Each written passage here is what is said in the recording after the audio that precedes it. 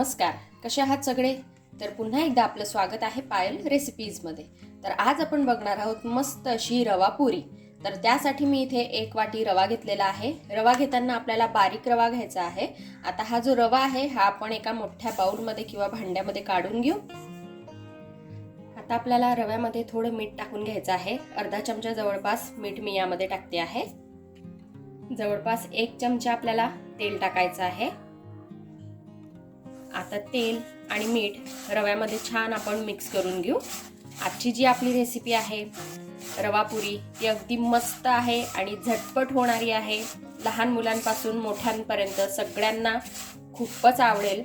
तुम्हालाही नक्कीच आवडेल. तुम्ही रेसिपी शेवटपर्यंत बघा आणि आवडली तर लाईक करा, शेअर करा, त्याचबरोबर सबस्क्राईब पण करा अशाच छान छान रेसिपीज बघण्यासाठी. तर बघा इथे तेल आणि मीठ छान असं रव्याला लागलेलं आहे. रवा बघा थोडासा असा मोकळा झालेला आहे. आता यामध्ये आपण थोडं थोडं करून पाणी टाकूया आणि जसं आपण पोळीसाठी पीठ लावतो ना अगदी तसंच आपल्याला याचं पीठ लावायचं आहे. आता मी इथे 1 ग्लास पाणी घेतलेलं आहे. थोडं थोडं करून आपल्याला टाकायचं आहे.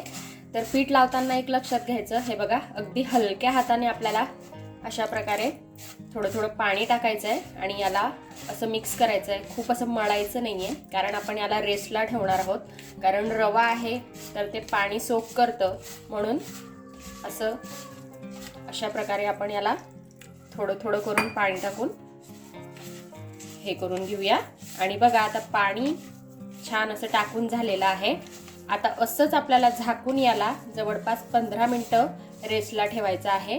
म्हणजे रव्यामध्ये पाणी छान असं सोक होईल आणि जे आपलं पीठ आहे हे छान असं मऊ होईल. तर बघा मी हे थोडंसं मोकळं करून घेतलेलं आहे.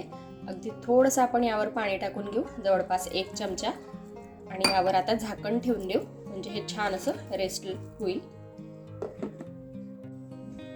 तर इथे आता 15 मिनिटं झालेली आहेत. रवा जो आहे तो आपला छान असा सेट झालेला आहे. यामध्ये छान असं पाणी मुरलेलं आहे. आता हे आपण एक वेळेस छान असं मळून घेऊ.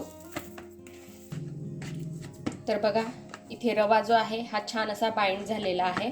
मस्तपैकी जसं कणिक आपण मळतो ना अगदी तसंच हे मळलं गेलेलं आहे. आता आपल्याला याच्या पुऱ्या तयार करायच्या आहेत. त्यासाठी मी इथे छोटे छोटे गोळे याचे तयार करून घेते. हे बघा एका निंबूच्या आकाराचा गोळा आपल्याला घ्यायचा आहे आणि अशा प्रकारे गोळे तयार करून घ्यायचे म्हणजे आपण पटापट याला लाटू शकतो. तर बघा इथे मी छोटे छोटे गोळे हे तयार करून घेतलेले आहेत. आता आपण यांना लाटून घेऊ. आता एका गोळ्याला आपल्याला तेल लावून घ्यायचं आहे. हे बघा मी लावून घेतलेलं आहे. आता पुरीच्या आकारामध्ये आपल्याला याला लाटून घ्यायचं आहे. पिठाचा किंवा मैद्याचा इथे आपल्याला वापर करायचा नाहीये. मैदा किंवा पीठ लावलं तर तेल जे आहे ते आपलं थोडं घाण होतं, लगेच काढं होतं, म्हणून अशा प्रकारे थोडंसं तेल लावून घ्यायचं आणि अगदी एका छान आकारामध्ये याला गोल आकारामध्ये लाटून घ्यायचं आहे. आणि जाडी जी आहे ती एकसारखी ठेवायची आहे. कुठे जाड किंवा कुठे बारीक असं करायचं नाहीये, नाहीतर मग आपली जी पुरी आहे ती छान अशी फुलणार नाही. तर बघा इथे मी याला छान असं लाटून घेतलेलं आहे एकसारखं. हे बघा याची जाडी बघू शकता तुम्ही. खूप पातळ मी याला केलेलं नाहीये, थोडंसं जाडसरच ठेवलेलं आहे. तर बघा अशाच मी इथे आता सर्व पुऱ्या ह्या लाटून घेते. तुम्ही एक एक लाटून तळू सुद्धा शकता किंवा मग एकखट्टे सर्व लाटून एकामागे एक पटापट तळू शकतो. म्हणून मी या सर्व पुऱ्या आता मस्त अशा लाटून घेते. तर इथे आपले सर्व गोळे हे छान असे लाटून झालेले आहेत. आता आपण यांना तळून घेऊ.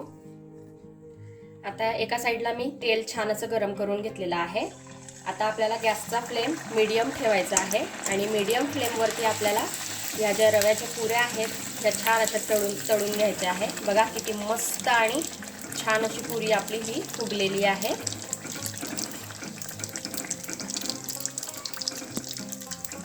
आता आपण हिला टर्न करून घेऊया. हे बघा या साईडने किती सुंदर कलर आलाय. तर बघा इथे ही पुरी छान अशी तळून झालेली आहे. बॅक साईडने पण छान असा कलर याला आलेला आहे. आता आपण हिला काढून घेऊ. बघा यामध्ये अजिबात तेल राहत नाही. अगदी मस्त आणि छान पुरी आपली ही तळून बाहेर निघते. असेच आपण सर्व ज्या पुऱ्या आहेत ह्या तळून घेऊ. तर बघा ही पण पुरी अगदी मस्त टम्म फुगलेली आहे. आणि अशाच मी खूप साऱ्या छान छान स्नॅक्स रेसिपीज या आधी बनवलेल्या आहेत. त्या तुम्हाला बघायच्या असतील तर मी आय बटनवर देईल, तिथे जाऊन तुम्ही नक्की बघा. त्या पण रेसिपीज तुम्हाला खूप आवडतील. तर बघा इथे आपल्या मस्त अशा रव्याच्या पुऱ्या ह्या खाण्यासाठी रेडी आहेत. तर आता मी आपल्याला ह्या सर्व करून दाखवते. तर बघा इथे आपल्या रव्याच्या मस्त अशा पुऱ्या बघा किती छान दिसत आहेत. एवढ्याच खायलाही अगदी मजेदार आहेत. तुम्ही पण एक वेळेस नक्की ट्राय करा, तुम्हालाही नक्कीच आवडतील. आणि आवडलं तर मला कमेंटमध्ये नक्की कळवा. आपण भेटूया अशाच एका छानशा रेसिपीसोबत नेक्स्ट व्हिडिओमध्ये. आणि हो, ही जी पुरी आहे ही आपण कुठल्याही भाजीसोबत खाऊ शकतो. कोरडी भाजी असेल किंवा मग पातळ भाजी असेल तर कुठल्याही भाजीसोबत आपण ही रव्याची पुरी खाऊ शकतो. चला तर मग आपण भेटूया अशाच एका छानशा रेसिपीसोबत नेक्स्ट व्हिडिओमध्ये. आणि जाता जाता चॅनलला सबस्क्राईब करा अशाच छान छान रेसिपीज बघण्यासाठी. Take care, bye bye.